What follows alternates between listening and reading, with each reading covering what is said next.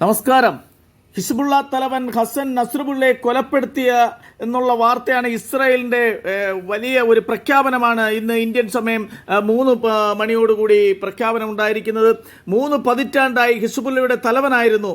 വലിയൊരു പ്രഖ്യാപനമാണ് ഇസ്രായേൽ നടത്തിയിരിക്കുന്നത്. ലെബനയിലെ ഇസ്ലാമിസ്റ്റുകൾ നശീകരണ യജ്ഞത്തിൻ്റെ അരികിലാണ് എന്നാണ് ഇതിനൊരു തെളിവ്. നിർണായക ഘട്ടത്തിൽ എത്തി നിൽക്കുന്ന സമയത്തായിരുന്നു കടുത്ത വ്യോമാക്രമണമാണ് ഇസ്രായേൽ നടത്തിയത്. അതിൻ്റെ ദൃശ്യങ്ങളാണ് നിങ്ങൾ കാണുന്നത്. ഇന്നലെ വൈകുന്നേരത്തോടു കൂടി ഇസ്രായേലിൽ നടത്തിയ വ്യോമാക്രമണത്തിൽ ജനങ്ങൾ പരിഭ്രാന്തരായി ഓടുന്ന കാഴ്ചകളാണ് ഈ കാണുന്നത്. അതിൻ്റെ ദൃശ്യങ്ങൾ നിങ്ങൾക്ക് ഈ കാണാൻ സാധിക്കുന്നു. ഇന്നലെ രാത്രിയിൽ നടത്തിയ വ്യോമാക്രമണത്തിലാണ് നസ്രുള്ള കൊലപ്പെട്ടതെന്നാണ് അറിയാൻ കഴിയുന്നത്.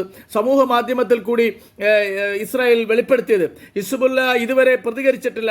ഹമാസിൻ്റെ തലവനെയും കൊലപ്പെടുത്തിയിട്ട് സമൂഹ മാധ്യമങ്ങൾ വഴി ഇതുപോലെ തന്നെയാണ് അവർ വെളിപ്പെടുത്തിയത്.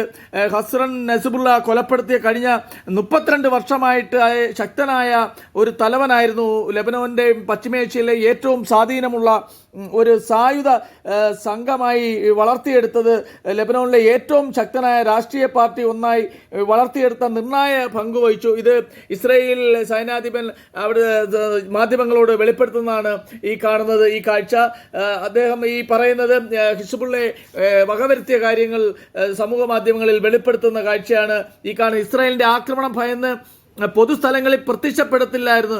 ഒളിവ് ജീവിതം പോലെ കഴിഞ്ഞിരുന്നതായിരുന്നു അദ്ദേഹം. ഇതേ കണക്ക് റെക്കോർഡ് ചെയ്ത TV സന്ദേശങ്ങളാണ് അണികളോട് പങ്കുവച്ചിരുന്നത്.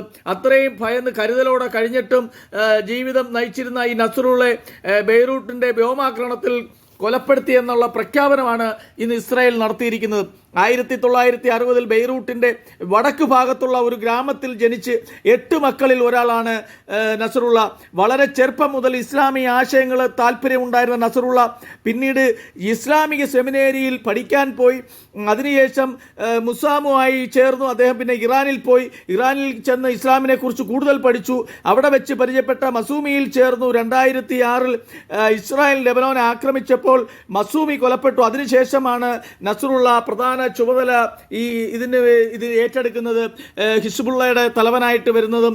എന്തായാലും 1960 ജനിച്ച് ഇസ്ലാമിസ്റ്റുകൾക്ക് വേണ്ടി പോരാടി ഇസ്ലാമിക രാജ്യങ്ങൾ കെട്ടിപ്പിടിക്കാൻ നടന്ന ഇന്നലെ ഇസ്രായേലിൻ്റെ വ്യോമാക്രമണത്തിൽ മരിച്ചതായിട്ടാണ് കൊലപ്പെടുത്തിയായിട്ടാണ് ഇസ്രായേൽ സമൂഹ മാധ്യമങ്ങളിൽ പങ്കുവെച്ചത്.